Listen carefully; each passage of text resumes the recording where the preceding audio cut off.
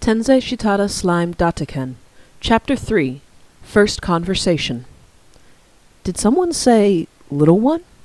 No matter how I think about it, they were probably talking about me.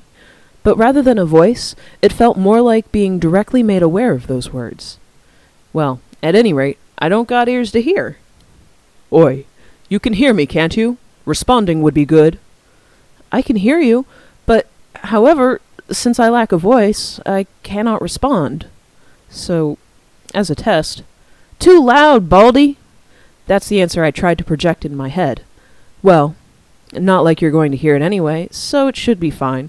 But how do I respond? Oh, to Dana Sabaldi, aren't you a brave one?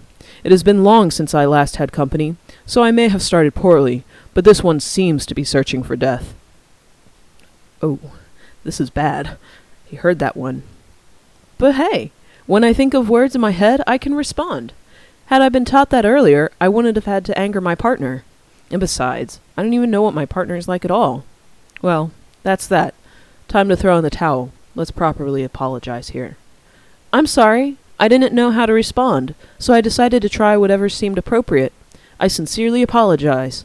And on that note, I must note that I have no eyes to see with, so I cannot behold your visage. Did that reach? Well, although I can't see him, who would expect him to actually be bald? Though, if that's the case, then any amount of rage can only be expected. Let's refrain from thoughtless statements.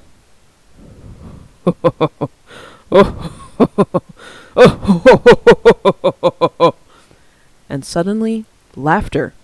A perfect three-step laughter. Simply breathtaking. Has the anger passed? Interesting. Truly, stated without beholding my appearance as I suspected, but for you to lack eyes.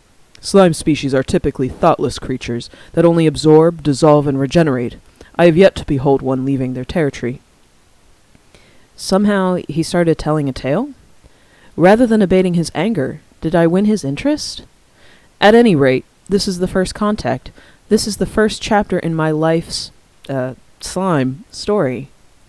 I want to proceed on favorable terms, and learn a lot from him.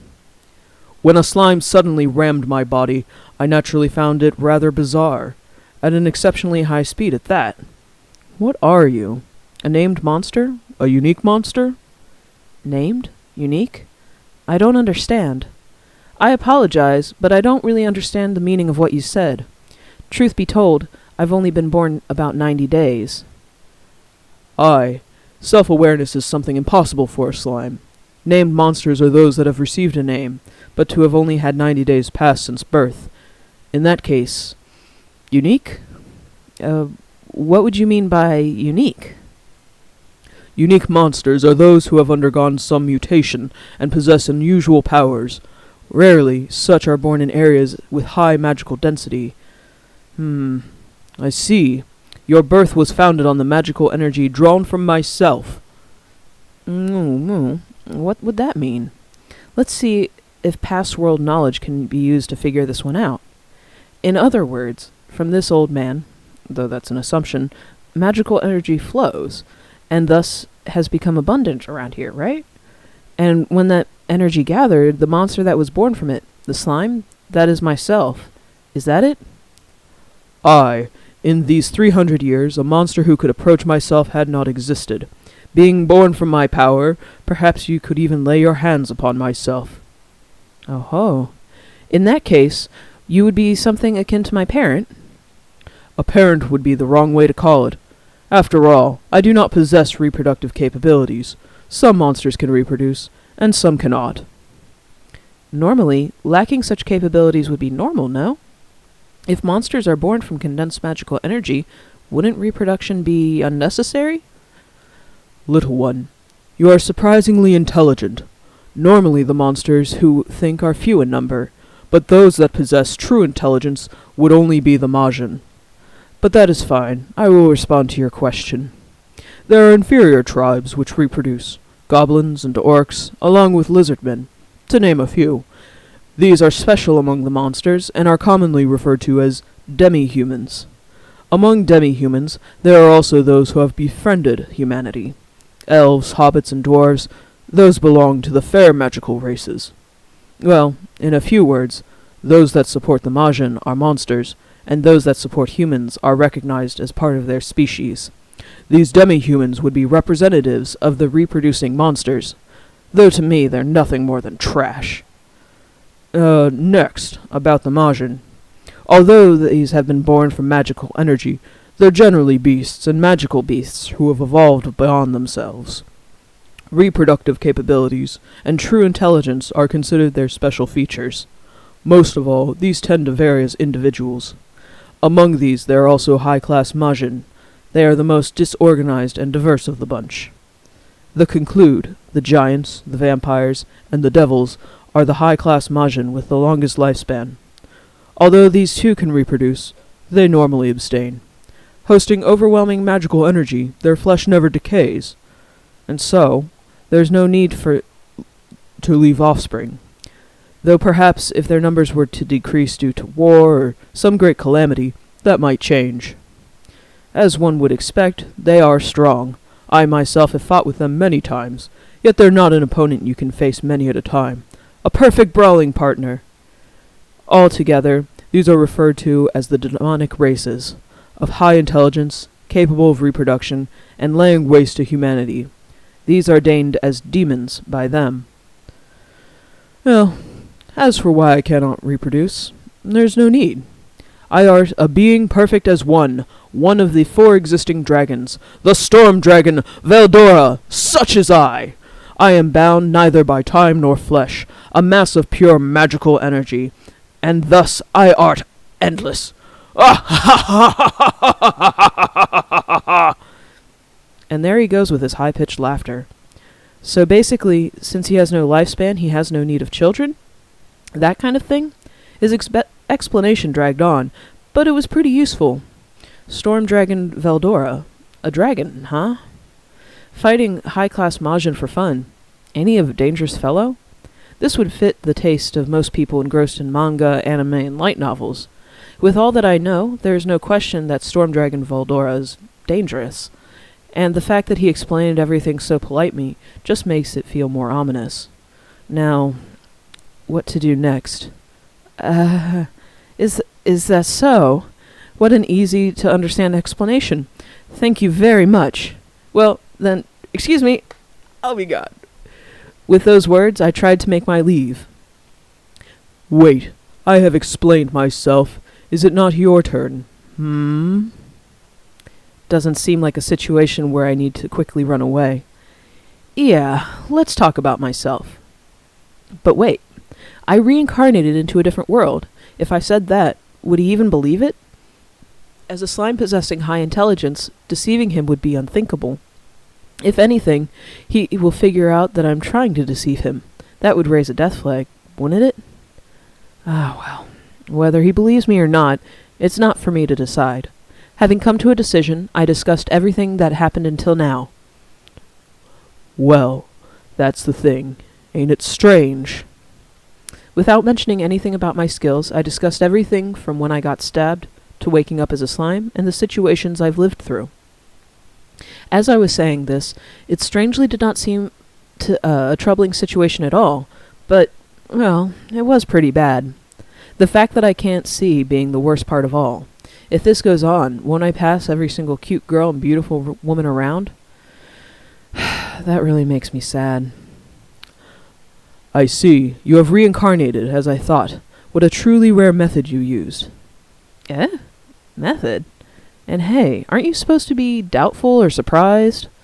What's with that response? Isn't reincarnation supposed to be something really rare? From the way he says it, normal birth is beginning to seem more unusual. Aye, reincarnated tend to appear once in a while, souls with strong intentions engraved in them. Those among them who remember their past life are not all that unusual. But to have reincarnated from a different world, that is rare. Moreover, you'd normally be born as a human, but to be born of a monster, and from magical energy to say the least, that I have never heard of. To have crossed the boundaries of worlds, just having a strong soul is not enough. Had you not stabilized your soul in this demonic body, your soul would have vanished. You are special. Is that so? I wasn't aware, though. So there are those who have reincarnated from a different world, huh? Aye. Although there haven't been successful cases of world travel, some have wandered from there to this side. A foreigner and a world traveler, so they are called, and they possess special intellect. Also, they tend to have some acquired special skills. Records of reincarnated beings are renowned for their wisdom, though there are most likely those who were never recognized. I see.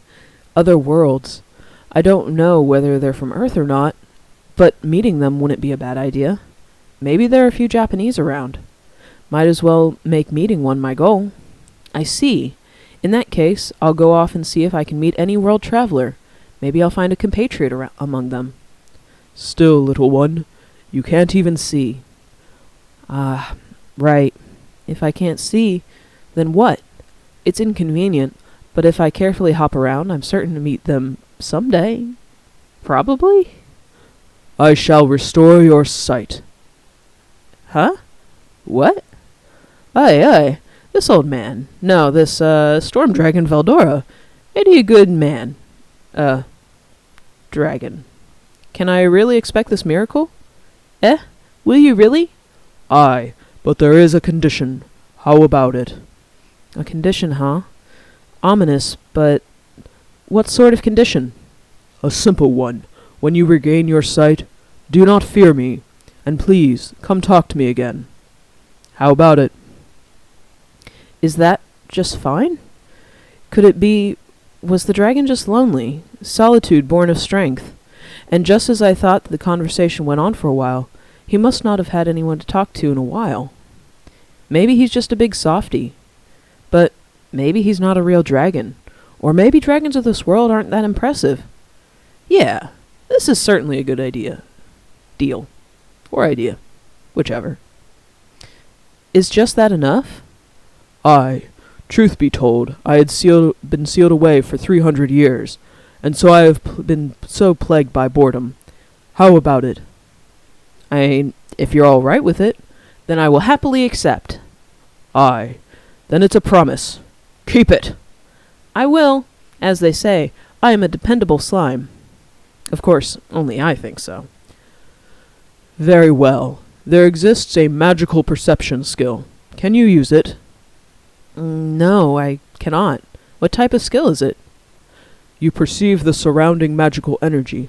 It's not a major skill, and acquiring it will be rather simple. Oh, simple, you say?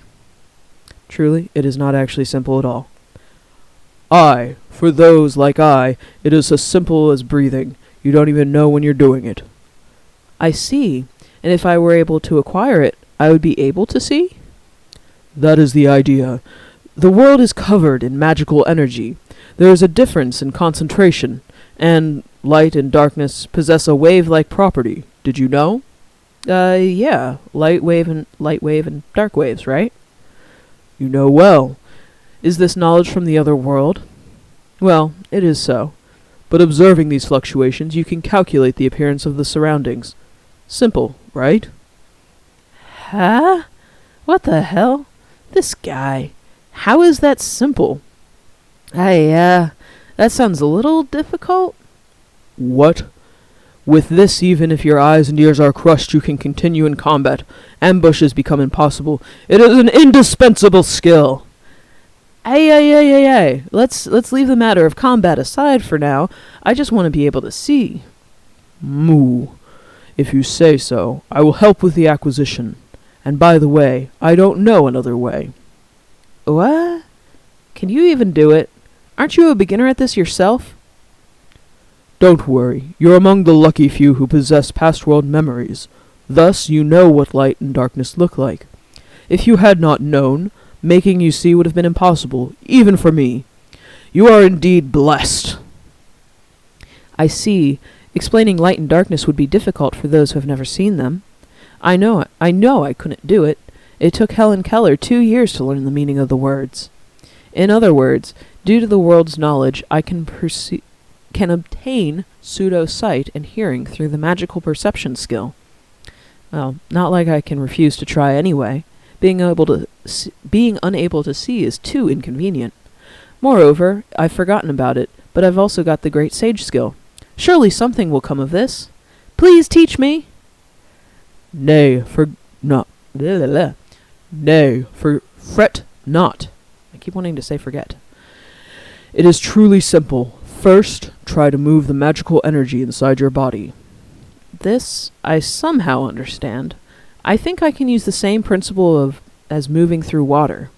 Like this? While enclosing it in my body, I verify movement of magical energy. Aye, though you said otherwise, you seem quite apt at this. In this case, the energy that moves within you, and that which is beside you. Do you feel the difference? Huh. This is actually pretty simple. It's a good thing I spent all that time feeling magical energy. I mean, I live by absorbing after all. Feeling it is a must. That much I understand, since I eat it, you know? Since you understand that much, the rest is simple. Feel the movement of the magical energy outside of yourself. That's what I don't understand, though.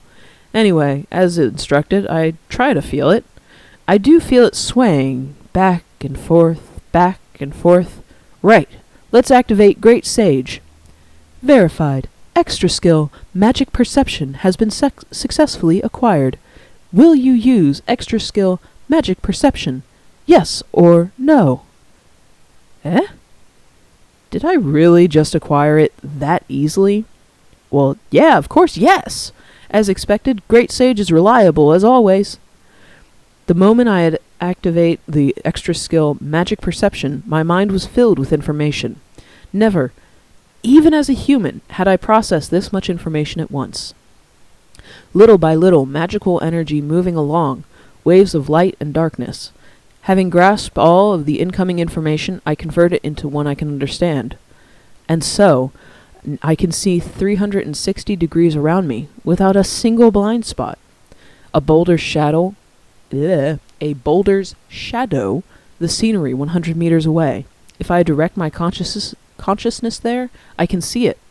If a human's mind is filled with that much information, it might just fry. But I am a slime. Every one of my cells is a muscle and brain cell. I can definitely manage this much. And so, linking extra skill, magical perception, and unique skill, Great Sage, complete. My field of vision cleared up. Moreover, I was not attacked by a burning pain in my brain. That I wasn't able to do until now is strange in itself. This is an obvious form of vision. Great Sage might just be a cheat. That certainly is not an overstatement. If others held it, I would certainly be crying foul, but the one possessing it is me, so there's no problem. Well, I somehow seem to have managed it. Thank you very much!